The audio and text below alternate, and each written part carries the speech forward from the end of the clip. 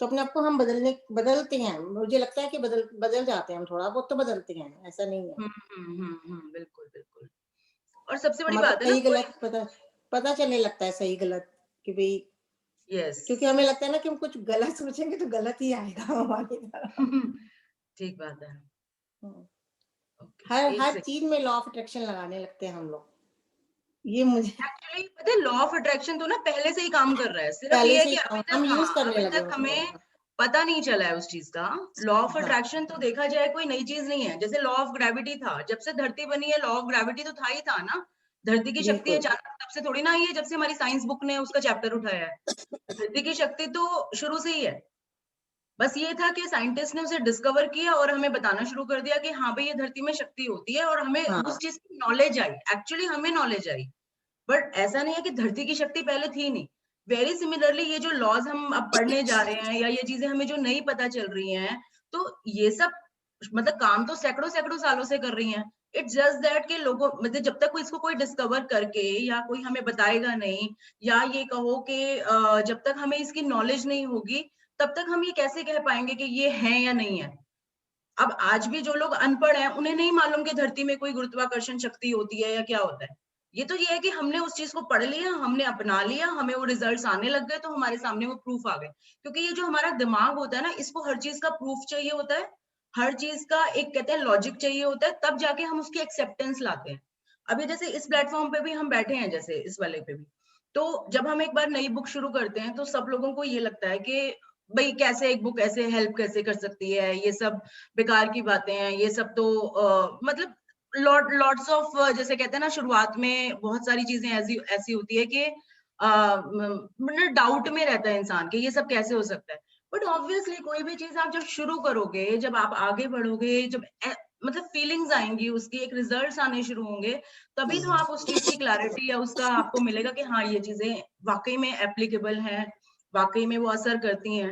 अब मुझे याद है जब जैसे मैं कॉलेज टाइम में होती थी यानी आज से 25-30 साल पहले की बात है जैसे अगर हमें वेट रिड्यूस करना होता था तो उस टाइम पर आई थिंक सब लोग रिलेट कर जो जो मेरे एज ग्रुप के आसपास होंगे तो आज से 20 एक साल पहले तो अगर वजन कम करना है सिर्फ एक तरीका होता था रोटी छोड़ दो पूरे पूरे बिल्कुल। दिन में एक रोटी खाते थे या मैं तो मुझे वो टाइम भी याद है जो हमने एक एक हफ्ते में एक एक रोटी खाई हुई है हर टाइम पे वो नींबू पानी और सैलेड खा रहे हैं मतलब रोटी छोड़ देते थे अब धीरे-धीरे कांसेप्ट आ गया डाइट प्लान्स का, ठीक है? अब वो डाइट प्लान अब फिर ये लगा नहीं यार, वो जो करते थे ना वो हम गलत करते थे, ये डाइट प्लान से ठीक चीज़ें हैं। अब हम वो सब अपनाने लग गए, सब डाइट प्लान इतना इंडस्ट्री में आ गया, हमने हर तरह का कीटो प्लान, ये प्लान, वो जीएम डाइट और मतलब हर तरह की डाइट अपना कर देखी, फिर भी चल रहे हैं। अब रुजुता की फिक्र आ गई है, नहीं जी वो पहले जो कहते थे ना, जो हमारी दादी-नानी खिलाती थी, वही ठीक था। तो ये सब क्या है? जब नॉलेज आई जा रही है, नए-नए प्रूफ आए जा रहे हैं और फैक्ट्स निकले जा रहे हैं हर चीज़ के। बट हर चीज़ में हर मतलब हर फील्ड में आप किसी भी फील्ड में चले जाओ, हर चीज़ में आपको एक कंटिन्यूटी चाहिए उसको मेंटेन करने के लिए। आज आप चाहे वज़न कम करने में कर लो, चाहे आप अपनी फ़िटनेस के लिए कर लो, योगा है आपने एक बार सीख ली, ठीक है? एक बार सीख ली, इसका मतलब ये नहीं है कि हमारे अंदर बस वो मशीन फिट हो गई जी अब क्योंकि हमें एफर्ट्स भी करने पड़ेंगे, हमें उसको कंटिन्यूटी में लाना भी पड़ेगा, प्रैक्टिस भी करनी पड़ेगी और कोई अगर नए फैक्ट्स आए हैं, तो उसको खुले दिल से, खुले विचारों से उनको डाइजेस्ट भी करना पड़ेगा, एक्सेप्ट भी करना पड़ेगा। और जब तक हम उन चीज़ों को प्रैक्टिस में लाकर आगे नहीं बढ़ेंगे, तब तक हम ये नहीं कह सकते ये चीज़ें सही है या गलत हैं। तो कोई भी नई चीज़ अपनाने के लिए एक बार उसको प्रैक्टिस करके, उसको ट्राई करके, एक्सपेरिमेंट करके, अपने साथ करके हमें आगे भी करना पड़ेगा। तो सिमिलरली ये बुक अगर कुछ एक ऐसा कांसेप्ट लाई है जो हमें आज से पहले नहीं पता था। अच्छा सबसे बड़ी बात है इस बुक में ऐसा कुछ भी नहीं बताया गया जो लोगों को नहीं पता था।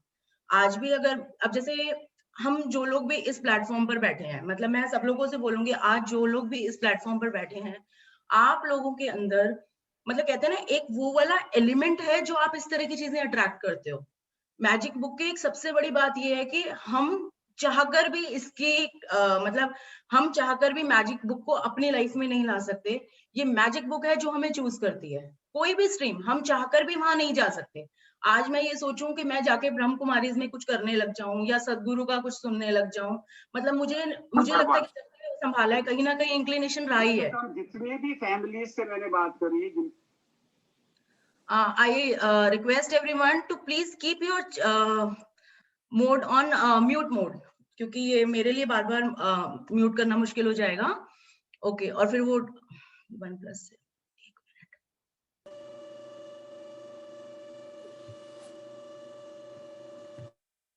yes. तो मतलब आज आप किसी भी स्ट्रीम में चले जाओ, बातें वही बता रहे हैं, सिर्फ ये रास्ते अलग अलग है. ऐसा कुछ नहीं है कि उस बुक में हमें कुछ नया बताया जा रहा है. हाँ, बस ये थोड़ा सा साइंटिफिकली डिजाइन्ड है, साइंटिफिकली हमें उस तरीके से हाथ पकड़कर उस जगह तक लेकर जा रही है. अब 2-3 साल से आई एम कॉन्टिन्यूअस फॉलोअर. अब जैसे सदगुरु बहुत सुनती हूँ, क्योंकि यूट्यूब पे हर चीज अवेलेबल है इस टाइम पर, आपको फिजिकली वहां पहुंचने की भी जरूरत नहीं है. मैं सदगुरु बहुत सुनती हूँ, या एक शिवानी दीदी का बहुत सुनती हूँ, और आप लोगों में से सब लोग, क्योंकि इंक्लिनेशन है ना उस तरफ का, सब लोग सुनते भी होंगे और कुछ चीजें ग्रास्प भी करते होंगे उससे. लेकिन स्टिल अभी हमें लगता है कि कोई ऐसी चीज होनी चाहिए जो वो जो स्टेट है वो हमें परमानेंट मिलती चली जाए. तो मैजिक बुक का हमें ये फायदा हुआ है कि वो चीज एक परमानेंटली सेटल होने की कोशिश कर रही है. मैं ये नहीं कहूंगी कि अभी हम पूरी तरीके से हो गए, क्योंकि इतने सालों का जो हमने इन्वेस्ट किया हुआ है अपने ऊपर, नेगेटिविटी कह लो या कंडीशनिंग कह लो, अगर वो एक एक महीना करके अगर निकलने लग जाए, फिर तो ये सारा संसार ही, मतलब ये लगा लो कि बिल्कुल ही एक अच्छे मोड पर आ जाएगा, अच्छी वाइब्रेशन पर, अगर इतना आसान होता अपने आप को बदलना या अपने ऊपर वर्क करना. बट यस, ऐसा नहीं है कि पॉसिबल नहीं है. पॉसिबल सब कुछ है. जरूरत है हमें एक कॉन्टिन्यूस प्रोसेस में आने की, एक विश्वास करके उसको ग्रैस्प करने की, और एक सबसे बड़ी बात है हम लोगों को एक, कहते हैं ना, खुले दिल से एक्सेप्ट करने की नई चीजों को. और फिर सबसे बड़ी बात है कि हम अगर अपनी लाइफ को एक 28-30 दिन देकर एक नया कंसेप्ट अगर हम अपनी लाइफ में लाके अगर हमारा एक माइंडसेट एक अच्छी ट्यूनिंग पर आ रहा है, हमारी एक माइंडसेट में फ्रीक्वेंसी अच्छी उसकी बन रही है, तो आई थिंक ये कोई बहुत जैसे बड़ा पीरियड नहीं है. क्योंकि हम दिन का अगर 1 घंटा अगर हम सोचे, हम व्हाट्सएप फेसबुक पे भी लगा ही लेते हैं, जो चीजें हमें शायद कहीं कुछ कोई बहुत ज्यादा फायदा नहीं पहुंचा रही है, हम वो लोग भी कर ही लेते हैं. तो अगर कोई ऐसी चीज में अगर हम 1 घंटा अपना इन्वेस्ट कर लें 28-30 दिनों तक, तो आई थिंक, और उसमें हमारा इतना ज्यादा चेंजेस आ रहे हैं, तो ये एक्सपेरिमेंट हम अपने आप को दे सकते हैं. ये कोई बहुत बड़ी वैल्यू नहीं है अपने आप को देने के लिए. और आजकल तो वैसे भी लॉकडाउन, कोरोना, ये वाला माहौल चल रहा है, तो मेरे को लगता है कि सबके पास इतना एम्पल टाइम है कि हम ये सब कर पाए. तो now it's going 6:36 and I think we should start our book now. तो आज हम बुक में आगे आगे बढ़ते जाएंगे और साथ साथ डिस्कस करते जाएंगे नई नई चीजें. तो पैटर्न ये रहेगा, जो लोग भी न्यू पार्टिसिपेंट्स हैं, आई थिंक यहाँ पे most of the participants are new one, आपकी स्क्रीन पर आपके सामने बुक आती जाएगी. आपका जो भी टेक्स्ट है उसको आप जूम भी कर सकते हो. तो यहाँ पर मैं बुक पढ़ती जाऊंगी, ठीक है, और आपको साथ साथ, ये प्रवचन नहीं है, आपको साथ साथ बुक पढ़नी है. We are in the book reading sessions, ठीक है. आपको साथ साथ बुक पढ़ते जाना है, टेक्स्ट आपके सामने चलता जाएगा और मैं साथ साथ बुक को एक्सप्लेन करती जाऊंगी. तो you have to be a little concentrate, आपको थोड़ा कॉन्सेंट्रेशन के साथ बैठना पड़ेगा इसमें. और आज क्योंकि मैं अभी आपको बुक दिखाऊंगी आगे, तो आपको समझाती हूँ कैसे ये डेज चलते हैं इसके. तो आज का दिन जो डे 0 होता है, इनिशियल 4 चैप्टर हम डे 0 में काउंट करते हैं, क्योंकि हमारी एक्चुअल मैजिकल प्रैक्टिसेस जो शुरू होती हैं वो डे 1 से शुरू होती हैं, ठीक है. तो शुरू के 4-5 छोटे छोटे चैप्टर्स होते हैं जो कि इस पूरी बुक का बेस बनाते हैं, पूरा बेस तैयार करते हैं. ये कहाँ से, मतलब जो बुक कहती है हम उस बुक को, तो ये डे 0 हमारा थोड़ा सा लंबा होता है क्योंकि 4-5 चैप्टर होते हैं. तो एक तरीका तो ये होता है एक ही दिन हम 2-3 घंटे लगाकर ये सेशन ले लें, क्योंकि we are bound to take 1 hour session. तो हम डे 0 को 2 दिनों में डिवाइड करेंगे. एक आज का दिन, आज डे 0 पार्ट 1 रहेगा, कल डे 0 पार्ट 2 रहेगा, परसों से डे 1 शुरू होगा, यानी हमारा first chapter with magical practice. Chapters अभी भी शुरू है, वो भी आप जब मैं आपको इंडेक्स दिखाऊंगी आपको समझ में आ जाएगा, ठीक है. और क्योंकि ये डे 0 हमारा लंबा बहुत होता है, तो इसको हम सिर्फ एक लैंग्वेज में पढ़ेंगे, बिकॉज हम सब भारतीय हैं, हिंदी हम सबको अच्छे से समझ में आती है, तो हम डे 0 हिंदी में उठाएंगे. उसके बाद से जब डे 1 परसों से शुरू होगा, तो पहले चैप्टर हम हिंदी में पढ़ेंगे. एक्सप्लेनेशन में आपको इसी लैंग्वेज में बोलूंगी जो हम हिंदी इंग्लिश मिक्स यूज करते हैं. उसके बाद सेम ही टाइम पर, क्योंकि वो छोटे छोटे चैप्टर्स हैं, उसको हम इंग्लिश में भी रीड करेंगे, यानी परसों से हमारी दोनों लैंग्वेजेस यूज होंगी. आज का टेक्स्ट जो होगा वो आपको हिंदी में दिखेगा. ठीक है, तो now I am going to share my screen with you all. आपके सामने बुक अब शुरू होती है। तो एक बार हम सबका मैं I welcome you all on the magic book reading sessions and let's pay gratitude to God. So thank you God for giving us this opportunity to be on this beautiful path. इस सुबह की अमृत वेला में हम सब इकट्ठे बैठकर आज एक बहुत खूबसूरत रास्ते पर साथ अपनी यात्रा शुरू कर रहे हैं। So welcome you all on this very beautiful and magical journey. Okay, and सबको स्क्रीन नजर आ रही है? पूजा भाभी, you can unmute yourself and please मुझे आप एक बार बताते जाओ। And I request everyone to keep your setting on mute so that बीच में क्या होता है कि सबके ना सिग्नल्स की और आसपास की आवाजें डिस्टरबेंस होती है। कविता जी, आपका अनम्यूट है, आपका म्यूट नहीं हो पा रहा, आप प्लीज देखें उसको, सेटिंग अपनी चेक कर लीजिए। हाँ रितु, ये स्क्रीन पर आ गया है। स्क्रीन पर आ गया? Okay, so we are going to अब स्टार्ट clear है। This very magical journey. बहुत खूबसूरत बुक है जिसको हम आज शुरू करने जा रहे हैं। आज हम इसका हिंदी वर्जन पढ़ेंगे। नाम है जादू, यानी मैजिक को हिंदी में बोलते हैं जादू। इसकी ऑथर है रोंडा बर्न और हमारी इंडिया में इसका पब्लिशिंग हाउस है मंजुल publishing house. So thank you everyone, thank you author, thank you publishing house कि हम लोगों को ये बुक उपलब्ध कराने के लिए। ठीक है, तो ये जो बुक है बेसिकली लोगों के जो हमारे पुराने जिन लोगों ने इन लॉज को यूज किया या हमारे पुराने संत हैं जो अच्छी अच्छी कहावतें कह गए हैं, तो इन सबकी ये कहावतें या उनकी सेइंग्स हमें इसमें साथ साथ देते रहेंगे, उन पर बेस्ड है। तो द एमरल्ड टैबलेट लगभग 5000 से 3000 ईसा पूर्व वो थे। तो उन्होंने हमें क्या बताकर गए कि इसके द्वारा तुम पूरे संसार का वैभव हासिल कर लोगे। किसके द्वारा? कौन सा वो रहस्य है जिससे तुम पूरे संसार का, इस पूरे ब्रह्मांड का वैभव यानी ग्लोरी, यानी हर लग्जरी, और हर लग्जरी सिर्फ पैसे में लग्जरी नहीं होती, आप जो चाहते हो आपको वो मिल जाए, दैट इज लग्जरी। ठीक है, आपका मन जिस चीज को चाहता है, आपको रिलेशनशिप में लग्जरी, हेल्थ में लग्जरी, और आपके मनी सेक्टर में लग्जरी, आपके हर चीज में जो आप चाहते हो, जिस मैक्सिमम पॉइंट तक आप अटेन करना चाहते हो, वो आपको भरपूर मात्रा में मिल जाए, एबेंडेंट हो जाओ आप उसमें, that is called Vaibhav, glory. तो इसके द्वारा तुम पूरे संसार का वैभव हासिल कर लोगे। द एमरल्ड टैबलेट, ये आज से 5000 से 3000 ईसा पूर्व कह के जा चुके हैं। ये बुक तब तक नहीं थी, तो वो बुक की बात नहीं कर रहे हैं, किसी पर्टिकुलर चीज की बात कर रहे हैं। वो क्या है वो हम आगे बढ़ते हैं। ठीक है, समर्पण, समर्पण यानी ये राइटर हमें बता रही हैं ये बुक देने के बाद, मतलब वो हमारे लिए ये एक विश कर रही हैं, प्रेयर कर रही हैं कि काश यह जादू आपके लिए एक नया संसार खोल दे और आपके पूरे जीवन को खुशियों से भर दे। यही मैं आपके और पूरी दुनिया के लिए चाहती हूँ। यानी जब रोंडा बर्न ने हमें ये बुक दी है तो उनके मन में एक इच्छा थी सबके लिए, एक संकल्प था सबके लिए कि जो ये जादू किताब मैं आपको दे रही हूँ, इसके थ्रू जो जादू आपके जीवन में आने वाला है, तो काश यह जादू आपके लिए एक नया संसार खोल दे। कौन सा संसार? वो संसार जिस संसार में हम रह रहे हैं, जो इसके पैरेलल चलता है। यानी इसी संसार में रहते हुए हम हर टाइम एक खुशियों के मोड पे रहें, हम एक इजी मोड पे रहें, हम हर वो चीज हासिल कर सकें जो हम चाहते हैं, और जो उन्हें पता है कि वो सब हमारे हाथ में है। मतलब हम एक एहसासों और फीलिंग्स की, थॉट प्रोसेस की, विचारों की दुनिया में ट्रैवल करने वाले हैं, और वो खुल जाए हमारे सामने। और ये मैं आपको गारंटी देती हूँ, और ये बुक गारंटी देती है कि अगर आप बिल्कुल उसी तरह से ये बुक कर लो, जैसे ये बुक कहती है, जैसे ये ऑथर कहती हैं, जैसे ये चैप्टर आते हैं, तो 2 या 3 दिन में, यानी जब जब परसों से हम डे 1 शुरू करेंगे, तो डे 2, डे 3 के बाद से ही अपने अंदर एक डिफरेंट, आपको एक डिफरेंस दिखना शुरू हो जाएगा खुशियों के सेक्टर में, फीलिंग्स की दुनिया में। तो वो डेफिनेटली हम वहां तक पहुंचते पहुंचते ही उसको फील करेंगे।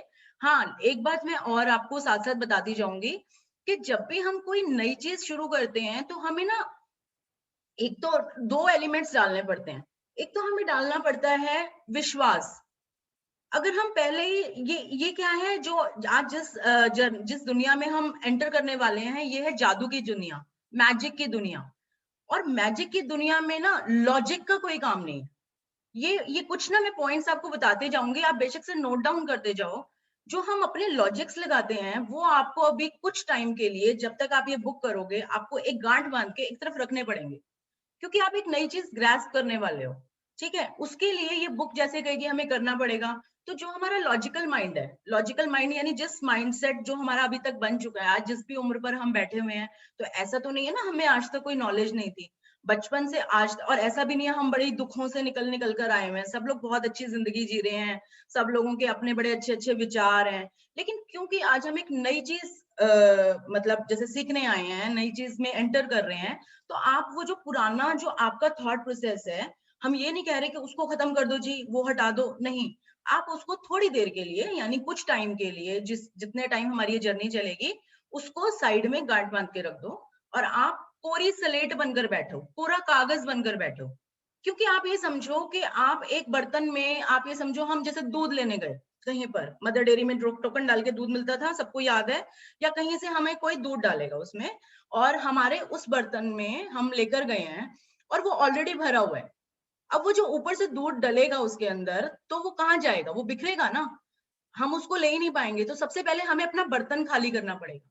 तो जो हमारा ये जो दिमाग जिसमें बहुत सारे पहले की नॉलेज, मतलब मैं ये बिल्कुल नहीं कह रही वो गलत है, सबको नॉलेज होती है, मतलब, लेकिन क्योंकि हम नए उसमें बढ़ रहे हैं, तो आपको थोड़ी देर के लिए उसको दूसरे बर्तन में खाली कर दो, या बोलो भैया तू थोड़ी देर रुक, हम जरा कुछ नया लिखते हैं। उसके लिए आपको अपना बर्तन खाली करके कोरी स्लेट बन के चलना पड़ेगा, क्योंकि तभी उस पे कुछ लिखा जाएगा। ठीक है, और एक विश्वास और एक कोरा कागज, ये दो चीज आपको बनकर चलोगे तो आपको इसमें वाकई में एकदम से जादू दिखने लगेंगे।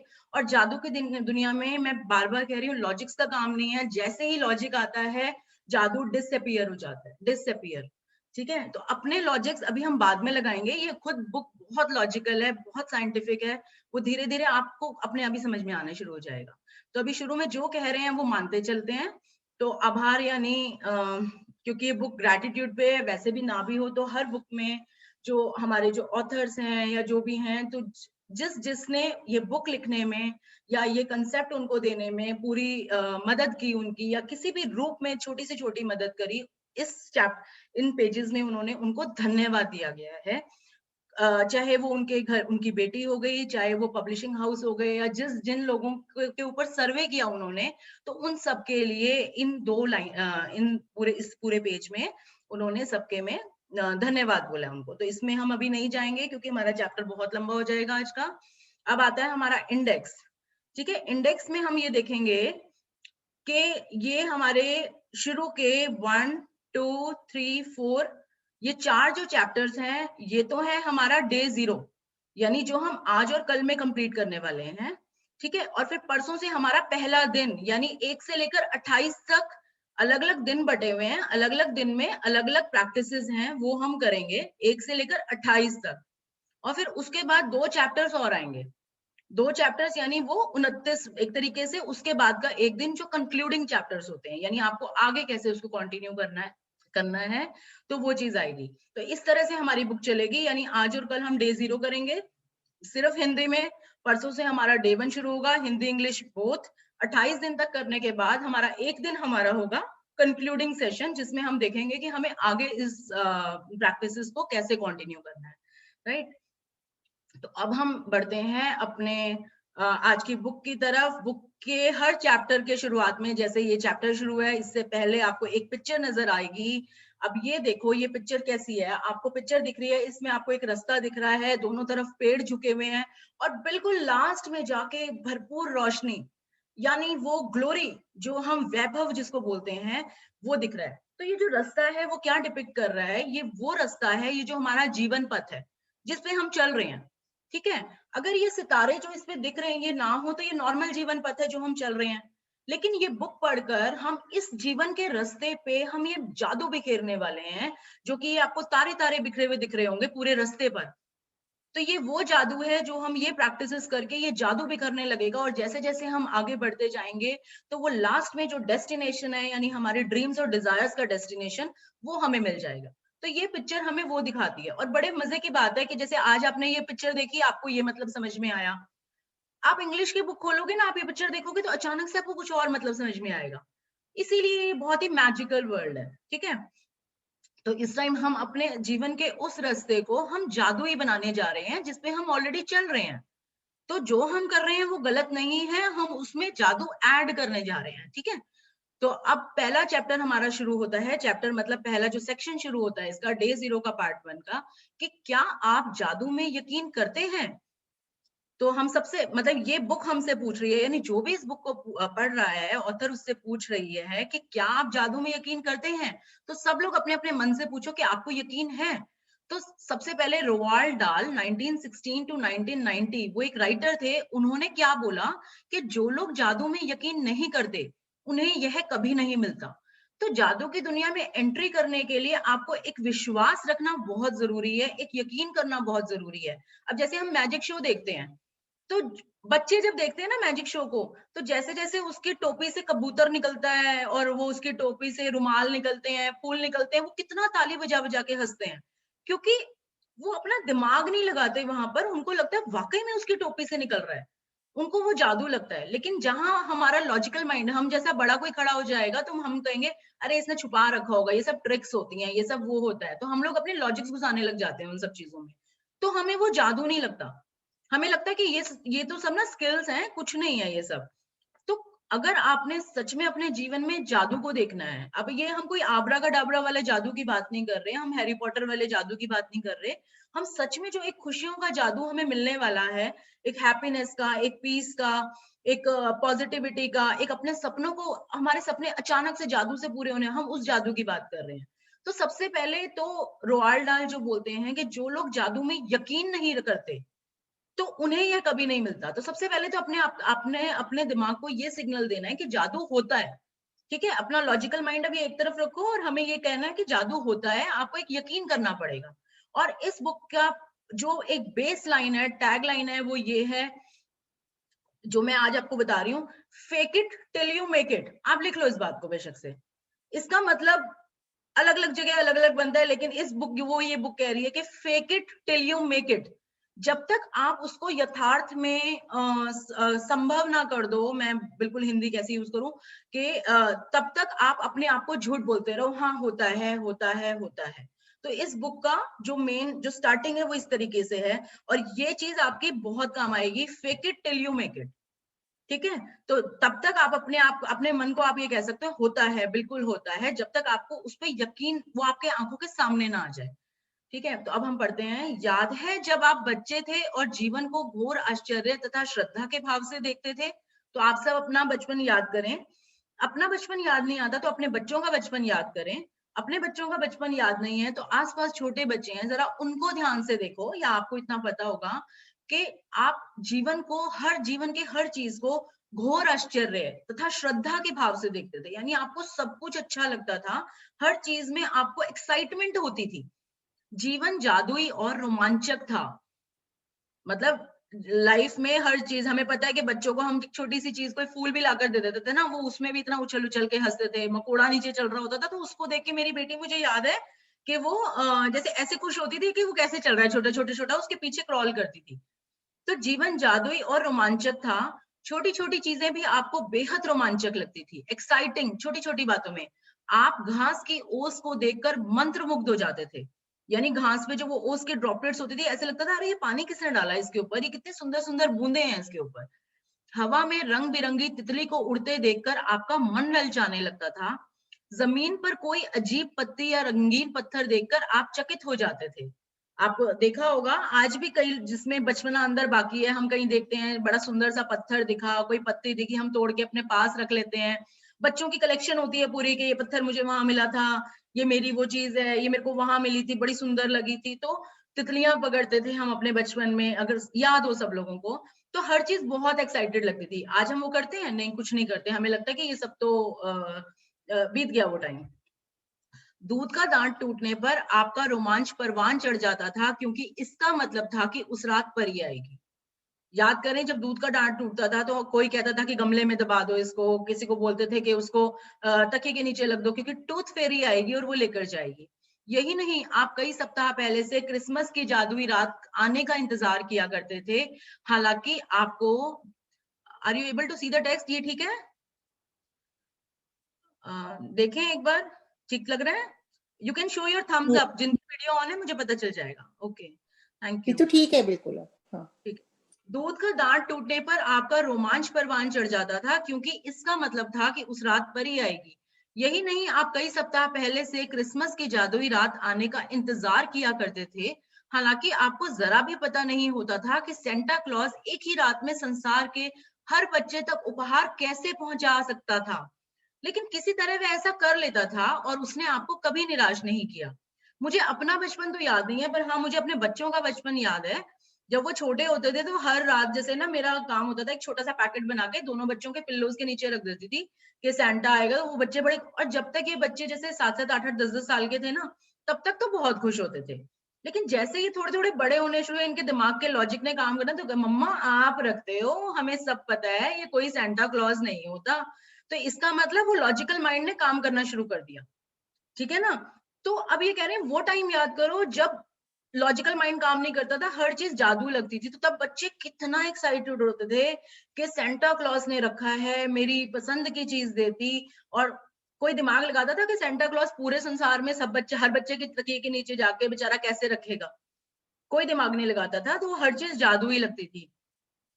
रेंडियर उड़ सकते थे, बगीचे में परियां रहा करती थी, पालतू पशु इंसान जैसे होते थे, खिलौनों का व्यक्तित्व होता था। याद करें अपने गुड्डे गुड़िया की शादियां हमने खूब कराई हुई हैं।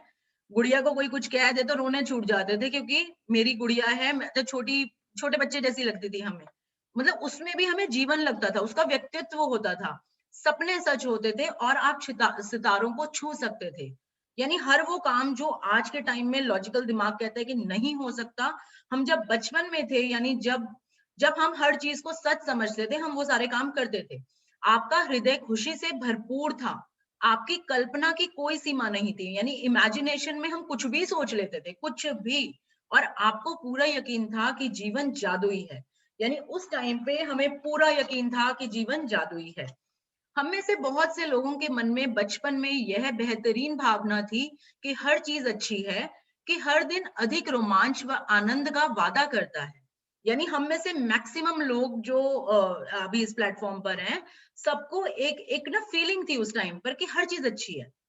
हर दिन अधिक रोमांच, यानी हर दिन पहले से ज्यादा एक्साइटेड है, पहले से ज्यादा जॉयफुल है। कल का दिन तो बहुत ही अच्छा है, आज का होमवर्क किया, खत्म किया, खेलने भाग गए सब, मतलब बहुत ही डिफरेंट वर्ल्ड था उस टाइम। और इन सबके जादू की खुशी पाने से हमें कोई भी नहीं रोक सकता।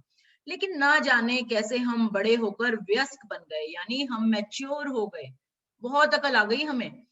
यानी सारा वो लॉजिक से लॉजिक शुरू हो गए, जिम्मेदारियों, समस्याओं और मुश्किलों ने हमारे खुशी के गुब्बारे की हवा निकाल दी। यानी बचपन में हम जितने खुश रहते, आजकल के बचपन की बात नहीं कर रही, आजकल के बच्चे तो पता नहीं, ऐसे लगता है पैदा होते ही टेंशन लेके पैदा हुए हैं, इतने ऐसे उदास परेशान से रहते हैं वो लोग। लेकिन अगर हम अपना बचपन याद करें तो हम बचपन में बहुत खुश रहते थे, लेकिन जैसे जैसे बड़े होते गए, रिस्पॉन्सिबिलिटीज, जो प्रॉब्लम सामने आने लगी, जो कठिनाइयां, मुश्किलें सामने आने लगी, तो उससे हम जो हमेशा खुश रहते थे, तो उसका जो गुब्बारा था उसकी हवा निकाल दी। हमारा मोह भंग हो गया, यानी जो एक वर्चुअल वर्ल्ड में रहते थे वो खत्म हो गया हमारा। और जिस जादू में हम बचपन में यकीन करते थे, वह गायब तथा ओझल हो गया। ओझल मतलब है लेकिन हमें दिख नहीं रहा, गायब हो गया वो। बड़े होने के बाद हम बच्चों के आसपास रहना पसंद करते हैं। इसका एक कारण यह भी है कि हम उस भावना को दोबारा, भले ही पल भर के लिए, महसूस कर सकें जो हम में कभी थी। यानी जिन लोगों को मतलब फील कर सकते हैं, तो बच्चों के, जो छोटे बच्चों के साथ जब हम रहते हैं तो हमें बहुत पसंद आता है उनका एक कहते हैं ना साफ मन, हर चीज को वो कितने एक्साइटमेंट से देख रहे हैं, वो सब देख के हमें क्यों अच्छा लगता है? क्योंकि हम वो जीवन उनके साथ चाहे पल भर के लिए जी लें, हम वो जी लें जैसे हम अपने बचपन में थे। तो मैं यहाँ आपको यह बताने आई हूँ कि जिस जादू में आप कभी यकीन करते थे वह सच है। अब ऑथर हमें क्या कह रही है, रोंडा बर्न, कि वो कह रही है मैं आपको इस बुक के थ्रू ये बताने आई हूँ कि जिस जादू में आप बचपन में कभी यकीन करते थे, वो ओझल जरूर हुआ है लेकिन वो सच है। और जीवन का मोहभंग वाला वयस्क पहलू, यानी जो इस टाइम पे हमारा मैच्योर्ड माइंडसेट है, लॉजिकल माइंडसेट है, वो झूठ है। झूठ है मतलब वो जादू कहीं खत्म नहीं हुआ, जादू आज भी है। जीवन का जादू वास्तविक है। जो हमारी लाइफ में जो मैजिक है ना, वो सच में रियल है, और यह उतना ही वास्तविक है जितने कि आप, यानी ये उतना ही रियल है जैसे जो जितना हमारा वजूद रियल है ना, जो हम जी रहे हैं, हमारी पर्सनालिटी रियल है, उतना ही वो जादू भी रियल है। आपने बचपन में जीवन को जितना अद्भुत समझा था, दरअसल यह उससे कहीं अद्भुत हो सकता है। आपने आज तक जो देखा है, जीवन उससे अधिक रोमांचक, विस्मयकारी और आनंददायक हो सकता है। यानी आपने अब बचपन में हमें लाइफ बड़ी एक्साइटिंग और बड़ी ही हम एंथुजियाज्म में इंजॉयिंग लगती थी, तो एक्चुअली लाइफ उससे भी ज्यादा इंटरेस्टिंग और इंजॉयिंग है। हाँ, वो ज़रूर है कि अभी ज़िम्मेदारियों के कारण, एक रिस्पॉन्सिबिलिटीज़ के कारण दिमाग पे जो वो परत छाई हुई है ना, तो हमें ज़रूरत है उसको हटाने की। तो वो कैसे हटेंगी, वो तो ख़ैर ये बुक हमें आगे बताएगी। पहले ये कहती है आप मानो इस बात को कि वो सच में है, और आपने आज तक जो देखा है, मतलब जो भी आपने एन्जॉय किया है आज तक, मोमेंट्स, हैप्पी मोमेंट्स गुज़ारे हैं, तो जीवन उससे भी अधिक रोमांचक यानी एक्साइटिंग, विस्मयकारी, हैरान कर देने वाला, जादुई और आनंददायक, एन्जॉयिंग, जॉयफुल है। जब आप यह जान लेंगे कि इस जादू को सामने लाने के लिए आपको क्या करना है, सबसे पहले तो आपने अपने मन को बताना है कि हाँ ये सब है, ठीक है, कि वाकई में जीवन बहुत इंजॉइंग है, ठीक है। मतलब अब कोई भी बोलेगा यार तुम्हें पता है बिजनेस में कितनी टेंशन होती है, तुम कह रहे हो इंजॉइंग है, इंजॉइंग है। तो सबके लिए, मतलब जब तक जीवन है ये चैलेंजेस तो आते ही रहेंगे। तो क्या हमने पूरी उम्र ऐसे रोते पिटते जाने का ठेका लिया हुआ है? या ये लगाओ कि क्या हम बिल्कुल, जब ये मतलब कुछ अगर करने से हमारी वो पड़तें हट सकती हैं, हमें फिर से इन्हीं कंडीशंस में एक्साइटमेंट फील हो सकती है, हैप्पीनेस फील हो सकती है, वो हैप्पीनेस जो थोड़े टाइम के लिए फील नहीं हुई, जो रह गई हमारे दिमाग में। यानी सामने से अगर इशू भी आया, कोई चैलेंज भी आया, तो भी हम लोगों ने, मैं चैलेंज वर्ड जब भी बोलूंगी इसका मतलब प्रॉब्लम, प्रॉब्लम को अगर हम प्रॉब्लम बोलते हैं तो हम एक जैसे बड़ा ही ना मायूसी वाला माहौल क्रिएट हो जाता है, हाय प्रॉब्लम आ गई। लेकिन जब हम उसको चैलेंज बोलते हैं, चैलेंज बोलते ही मन में एक हिम्मत आ जाती है, yes we have to fight it, या वी हैव टू, मतलब हमें उसका सामना करना है, तो एक हिम्मत वाला काम लगता है। तो जब भी मैं प्रॉब्लम चैलेंज बोलूंगी, इट मींस कोई भी नेगेटिव सिचुएशन या प्रॉब्लम, ठीक है। तो जब भी चैलेंज आ रहा है, इनके होने के बावजूद जीवन हमारा बहुत एक्साइटिंग, बहुत ही एंथुसियास्टिक और बहुत ही जॉयफुल हो सकता है। तो जब आप यह जान लेंगे कि इस जादू को सामने लाने के लिए कि आपको क्या करना है, तो आप अपने सपनों का जीवन जी पाएंगे। आपके सपनों का जीवन, हर इंसान के अपने सपने अलग हैं, अपनी चाहतें अलग हैं, सब कुछ अलग है। बताएंगे ये, अप्लाई आपको करना है अपनी लाइफ पर, ठीक है। फिर आप आश्चर्य करेंगे कि आपने जीवन के जादू में यकीन करना क्यों छोड़ा। यानी आज से 4-5 दिन बाद जब आपको जादू दिखने शुरू होंगे अपनी लाइफ में, तब आपको लगेगा यार जादू होते हैं, हमने क्यों छोड़ दिया जादू में यकीन करना। हो सकता है आप रेंडियर को उड़ते हुए ना देख पाए, क्योंकि तो वो तो हमारे बचपन की वो जादू थे ना। तो वो ऐसा नहीं है कि वो आपको रेंडियर उड़ते हुए दिखने लग जाएंगे, लेकिन आप उन सभी चीजों को अपनी आंखों के सामने प्रकट होते देखेंगे जिन्हें आप हमेशा से चाहते थे। कौन चाहता था? आप चाहते थे। हर एक की चाहते अलग अलग हैं। मतलब ये जो चीजें चल रही हैं आपको एक कॉमन प्लेटफॉर्म पे बताई जा रही हैं, लेकिन अप्लाई सबको अपनी लाइफ से करनी है, क्योंकि सबको अपनी लाइफ का पता है। मुझे आज सिर्फ अपनी लाइफ का पता है, मुझे किसी की लाइफ का, मुझे पता है कि मुझे क्या चाहिए, मुझे क्या पसंद है, या मेरी बचपन से क्या इच्छा थी, या मैं ये चाहती हूँ अपने बच्चे के लिए, अपने लिए। तो हर इंसान की इच्छाएं अलग हैं, और वो उसके सामने अगर प्रकट होने लग जाएं, तो क्या ये जादू से कम है? तो आप उन चीजों को अचानक होते हुए देखेंगे जिनके आपने सिर्फ सपने देखे थे। आप कभी सटीकता से नहीं जान पाएंगे। सटीकता से मतलब आपको कभी पता ही नहीं चलेगा सही तरीके से कि आपके सपनों को साकार करने के लिए हर परिस्थिति कैसे निर्मित हो गई। मतलब ये जादू, इसीलिए इसका नाम जादू है कि आपको आपको ये पता होगा आपको क्या चाहिए, आपको ये पता होगा आपको क्यों चाहिए, लेकिन वो आपको कैसे मिला, कैसे मिलेगा, उस वो ना तो आपको पता चलेगा और ना ही उसको पता चलाना आपका काम है। तो ये कुछ कुछ कहते हैं ना, कोई एक जर्नी शुरू करने के लिए, जैसे हम उसमें जाते हैं यूनिवर्सल स्टूडियोज में, जो लोग बाहर ट्रिप गए हैं, या हम एडवेंचर आइलैंड में जाते हैं, वो लोग हमें एक बैंड पहना देते हैं, या जो जो ये रूम्स नहीं बने होते, 7D रूम्स होते हैं या 3D रूम्स होते हैं, जो चश्मा, तो उनके कुछ रूल्स होते हैं, अगर हम वो फॉलो करेंगे तब तो हम वहां के मजे ले पाएंगे। अगर हम वो फॉलो नहीं करेंगे, सपोज आप एक 3D मूवी देखने गए हो, ठीक है, ये तो मैंने भी मतलब सबने देखा होगा कि वो लोग एक चश्मा देते हैं पहनने को, तब आपको उस मूवी के सारे इफेक्ट्स नजर आते हैं। अब ये रूल है उस मूवी मतलब 3D मूवी देखने का कि आपको वो चश्मा पहनना है। अगर आप वो चश्मा ना पहनो, भाई मैं तो ऐसे ही बैठूंगा, मेरे को तो ऐसे ही देखना है, मैं देखता हूँ ऐसे क्या होता है, तब आपको वो मूवी एक नॉर्मल मूवी लगेगी, आपको वो फीलिंग्स ही नहीं आएंगी।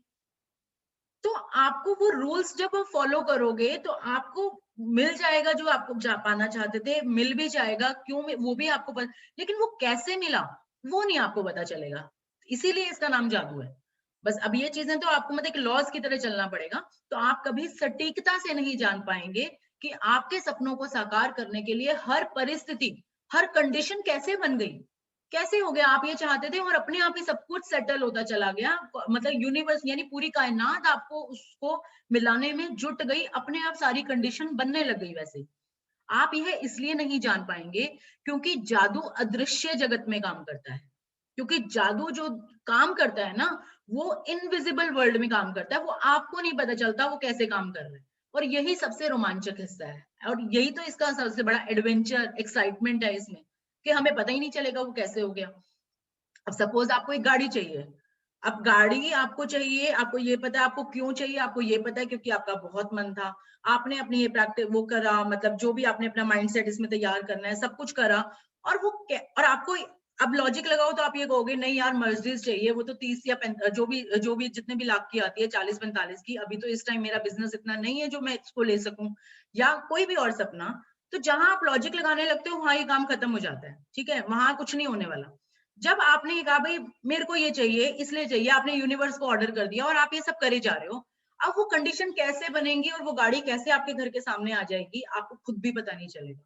और ये सच बता रही है, उड़ी उड़ी बातें नहीं है, ये हमारे अपने जीवन की अपनाई हुई मतलब कहते हैं ना एक्सपीरियंस की हुई बातें हैं, जो हम आगे आगे चलेंगे तो मैं अपने एक्सपीरियंस भी शेयर करूंगी। तो ये तो बहुत ही कमाल के एक्सपीरियंसेस हैं जो कि आप खुद कहोगे कि ये सब होता कैसे है, वो कैसे बन जाता है वो मालूम ही नहीं पड़ता।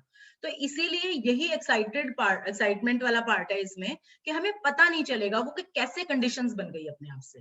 ठीक है, तो क्या आप दोबारा जादू का अनुभव करने के लिए तैयार हैं? तो ये भी आपसे पूछ रही है, आप भी अपने आप से पूछो कि आप तैयार हो उसको अनुभव करने के लिए।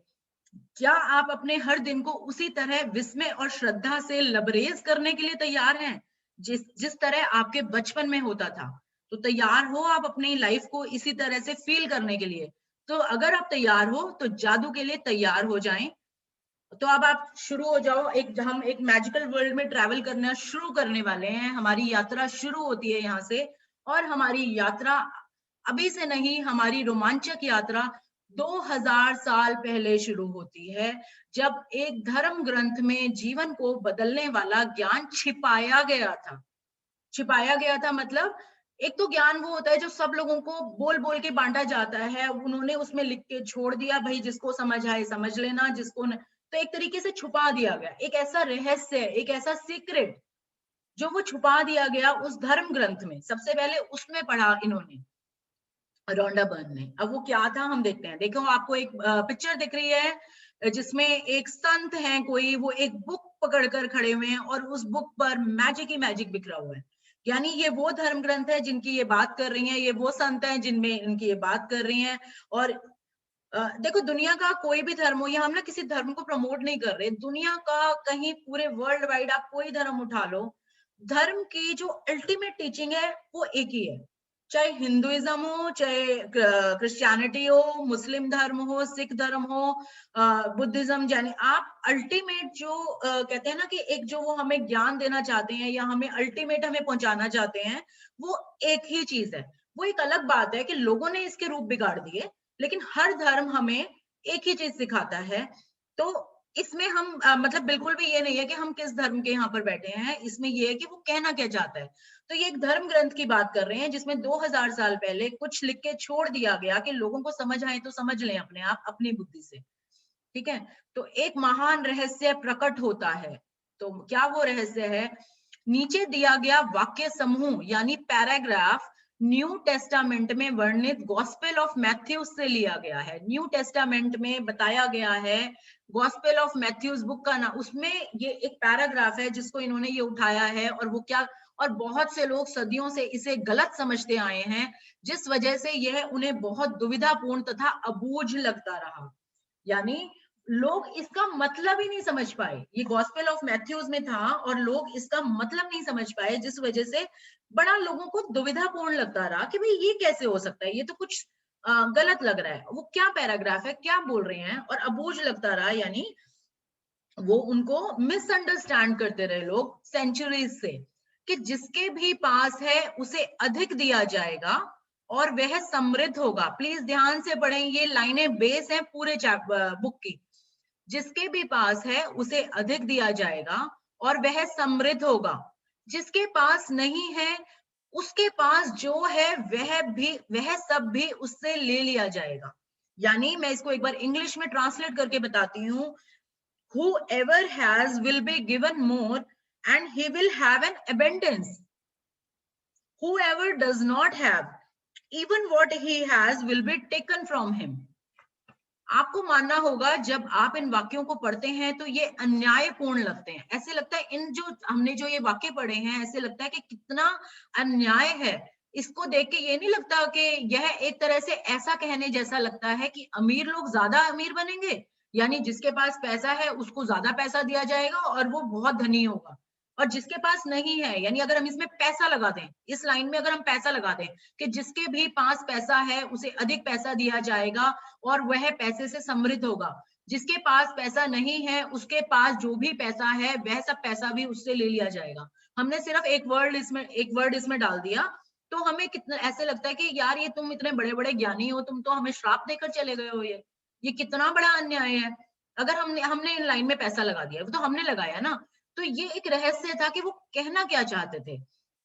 तो इन लाइनों से मतलब पैसा लगाते ही ये लगा कि अमीर लोग ज्यादा अमीर बनेंगे और गरीब लोग ज्यादा गरीब बनेंगे। लेकिन इस वाक्य समूह में एक पहेली है, एक रहस्य है कि जब आप इसे सुलझा लेते हैं तो इसका सही अर्थ जान लेते हैं, तो आपके सामने एक नया संसार खुलने लगता है। यानी इन वाक्यों की पहेली क्या है, एक ऐसा वर्ड है, एक ऐसा शब्द है जो हम इसमें लगा दें तो वो जो एक्चुअल कहना चाहते थे हमें, वो हमें बात क्लियर हो जाती है और हमारे सामने एक पूरे नए संसार की ओपनिंग हो जाती है, एक पूरे नए वर्ल्ड की ओपनिंग हो जाती है। और वो शब्द क्या है, हम आगे बढ़ते हैं। इस गुत्थी का जवाब सदियों तक बहुत से लोगों के लिए अबूझ रहा है और इसका जवाब एक शब्द में छिपा हुआ है, कृतज्ञता। कृतज्ञता क्या होता है? ग्रैटिट्यूड, थैंकफुलनेस, शुक्राना।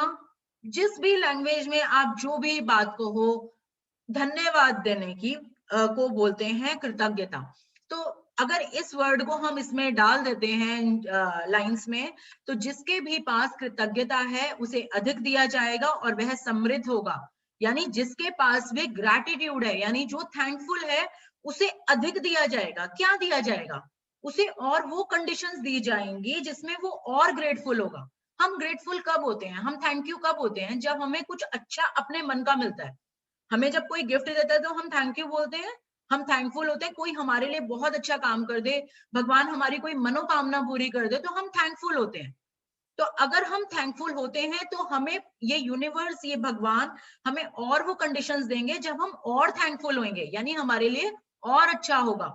और जिसके पास कृतज्ञता नहीं है, यानी जो अनग्रेटफुल है, अनथैंकफुल है, या ये कहो कि जिसके अंदर थैंक्स गिविंग है ही नहीं, ना शुक्रा है, जिसको हम हिंदी में बोलते हैं ना शुक्रा, तो उसके पास जो भी है, यानी उसके पास अगर है भी, ये नहीं कि उसको छोड़ा जाएगा, नहीं, वह सब भी उससे ले लिया जाएगा। तो ये एक रूल है यूनिवर्स का जो चल रहा है सदियों सदियों से। शायद कुछ लोगों को पता भी था, लोगों ने इसको यूज भी किया, लेकिन हाँ, उसको स्प्रेड नहीं किया। और स्प्रेड करने में भी अगर कोई निकलता तो देखो, लेने वाले आज मतलब कोई भी अगर कोई चीज कहीं बन रही है तो हर कोई लेने पहुंचता भी नहीं है। कोई पहुंच भी जाता है तो उसको आगे कैरी नहीं कर पाता, वो एक अलग, खैर अलग मैटर है। तो ये वो लाइनें थी जो 2000 साल पहले उसमें वो कहना चाहते थे, और इस गुत्थी का सुलझारा किया एक शब्द ने जिसका नाम था कृतज्ञता, धन्यवाद, थैंकफुलनेस। तो ये हमारी जो बुक है इसका बेस है कृतज्ञता यानी ग्रैटिट्यूड। और ये लॉज हैं, आप ये मानो ये कोई बुक, ये मतलब जो रोंडा बर्न अपने मन से नहीं कह रही है, ये सच में लॉज हैं जो चलते हैं, लॉ ऑफ ग्रेविटी की तरह सटीक हैं। तो आप इसको जब यूज करके शुरू करोगे, अपने लाइफ में इम्पोज करना शुरू करोगे, then only you will get to know कि हाउ दिस वर्क्स। ठीक है, तो छिपे हुए शब्द को उजागर करते ही, यानी कि जैसे ही ये वर्ड हमने इसमें डाला तो ये जो वाक्य समूह यानी इस जो लाइंस हमारे सामने थी, इसका आईने की तरह एकदम साफ हो जाता है, उसका मतलब बिल्कुल क्लियर, मिरर क्लियर हो जाता है।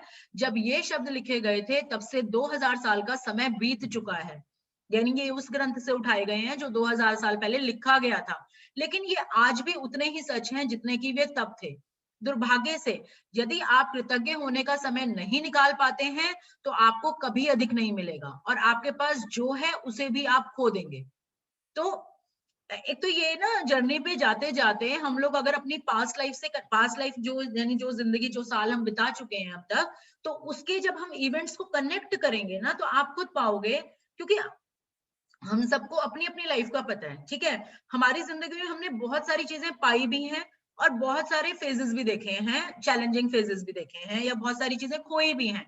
तो अगर आप जब ये बुक पढ़ते पढ़ते, हमें तो पता है ना हमारा माइंडसेट उस टाइम क्या था, तो आप जब इनसे रिलेट करोगे ना, आपको अपने हर क्वेश्चन का आंसर मिलना शुरू हो जाएगा कि मेरी लाइफ में ये इवेंट आया तो क्यों आया, या वो इवेंट आया तो क्यों आया। तो ये एक तरीके से आत्म मंथन की एक प्रोसेस है, एक सेल्फ गर्डलिंग है। जैसे हम दही बिलोते हैं और उसमें से मक्खन निकलता है या वो, तो ये आपकी ना आपके अपने आप की जर्नी है जो आपको करनी है। ये सिर्फ बुक बताएगी, लेकिन करना ये आपको है अपनी लाइफ से। ठीक है, तो अपने लाइफ के हर इवेंट को आप इससे कनेक्ट कर सकते हैं, कभी आराम से बैठ के सोचोगे, क्योंकि अब आपको 1 महीना अपने साथ बिताना है। ठीक है, तो दुर्भाग्य से यदि आप कृतज्ञ होने का समय नहीं निकाल पाते हैं तो आपको कभी अधिक नहीं मिलेगा, और आपके पास जो है उसे भी आप खो देंगे। कृतज्ञ होने पर जो जादू हो सकता है उसका वादा इन शब्दों में है कि यदि आप कृतज्ञ हैं तो आपको अधिक दिया जाएगा और आप समृद्ध होंगे। तो ये लाइन ना रट लो कि यदि हम ग्रेटफुल हैं तो हमें और अधिक दिया जाएगा, यानी हमें और अधिक कंडीशंस मिलेंगी जिसमें हम और ग्रेटफुल होंगे, और हम समृद्ध होंगे, यानी एबेंडेंट होंगे, प्रचुर होंगे, भरपूर मिलेगा हमें। तो अच्छा, ये खाली उस वाले धर्म ग्रंथ में भी नहीं था। अब पूरे उसमें अब हम आगे पढ़ेंगे तो हम देखेंगे कि हर धर्म के हर ग्रंथ में इस तरह की लाइनें दी गई हैं, जिनको वो दे दिया, लेकिन जिसने पढ़ा, जिसने अपनाया, वो फायदे में आ गया, और जो छोड़ते चले गए तो वो, ठीक है। तो कुरान में भी कृतज्ञता का वादा इतनी ही प्रबलता से किया गया है। क्या कहा गया है, कुरान की लाइन से ये, और याद रखो जब खुदा ने घोषणा की थी, यदि तुम कृतज्ञ हो तो मैं तुम्हें ज्यादा दूंगा, लेकिन यदि तुम कृतज्ञ हो, कृतज्ञ यानी अनग्रेटफुल हो, तो मेरा दंड सचमुच गंभीर होगा। उसमें थोड़ा डराने की लैंग्वेज में बोला गया था कि आपको पनिशमेंट मिलेगी। क्या होती है पनिशमेंट? जो भी हमारे पास है अगर वो हमसे ले लिया जाए तो वो पनिशमेंट ही तो है। इससे कोई फर्क नहीं पड़ता कि आप किस धर्म के अनुयायी हैं। प्लीज ये माइंडेड, ये लाइन बार बार बुक भी बोल रही है, इससे कोई फर्क नहीं पड़ता, ये कोई हम यहाँ धर्म नहीं सिखा रहे हैं, इससे कोई फर्क नहीं पड़ता कि आप किस धर्म के अनुयायी हैं या आप धार्मिक हैं भी या नहीं। मतलब इससे भी फर्क नहीं पड़ता कि आप कोई धर्म मानते भी हो या नहीं मानते हो। भाई आप ये तो मानते हो ना कि ये पूरी दुनिया को कोई एक परम शक्ति तो चलाती ही चलाती है, मतलब कुछ तो है जिसने होल्ड किया हुआ है इस सारी दुनिया को। तो इससे बिल्कुल कोई फर्क नहीं पड़ता कि आप किस धर्म को मानते हो। पवित्र बाइबल और कुरान के ये शब्द आप पर और आपके जीवन पर हमेशा लागू होते हैं, चाहे आप संसार के किसी भी हिस्से में रहते हो, चाहे आप मतलब आदमी हो या औरत हो, बच्चे हो या बड़े हो, अमीर हो या गरीब हो, यहाँ दिल्ली में रह रहे हो या अमेरिका में रह रहे हो या झारखंड के किसी गांव में रह रहे हो, whoever you are, ये जो शब्द हैं वो हर इंसान पे, यानी यूनिवर्स ने जिस भी इंसान को इस जमीन पर भेज दिया उस पर ये शब्द लागू होंगे ही होंगे। ये विज्ञान और सृष्टि के एक मूलभूत नियम को बता रहे हैं, यानी ये जो शब्द हैं जो एक साइंस का और यूनिवर्स का जो एक कहते हैं ना कि एक फंडामेंटल लॉ है। मूलभूत नियम मतलब फंडामेंटल लॉ को बता रहे हैं।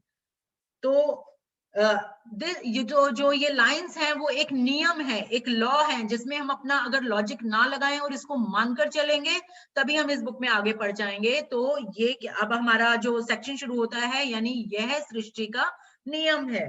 It's universal law, this is the law of universe. क्या है, हम आगे बढ़ते हैं, यानी जो हमने पढ़ा था अब इसके हम इलेबोरेशन पढ़ते हैं। कृतज्ञता सृष्टि के एक नियम के जरिए कार्य करती है जो आपके समूचे जीवन को संचालित करता है, यानी gratitude operates through a universal law that governs your whole life.